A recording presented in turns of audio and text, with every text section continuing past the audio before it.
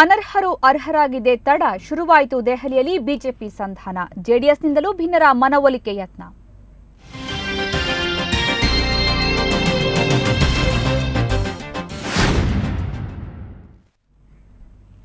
11 ಶಾಸಕರ ಮನವೊಲಿಕೆ ಕಸರತ್ತು ಶುರುವಾಗಿದೆ. ಸಂಧಾನಕ್ಕಾಗಿ ದೆಹಲಿಗೆ ದೌಡಾಯಿಸಿರೋ ಸಚಿವ ಉಮೇಶ್ ಕತ್ತಿ, ಗೋವಿಂದ ಕಾರಜೋಳ ಮತ್ತು ರೇಣುಕಾಚಾರ್ಯ 11 ಶಾಸಕರ ಗುಂಪಿನಲ್ಲಿ ಗುರುತಿಸಿಕೊಂಡಿರೋ ಕಾಗವಾಡದ ಶಾಸಕ ರಾಜು ಕಾಗೆ ಜೊತೆ ಚರ್ಚೆ ನಡೆಸಿದ್ರು. ಅಶೋಕ ಹೋಟೆಲ್ಗೆ ಆಗಮಿಸಿ ರಾಜು ಕಾಗೆ ಜೊತೆ ಸಚಿವರು ಸಂಧಾನ ಮಾತುಕತೆ ನಡೆಸಿದ್ರು.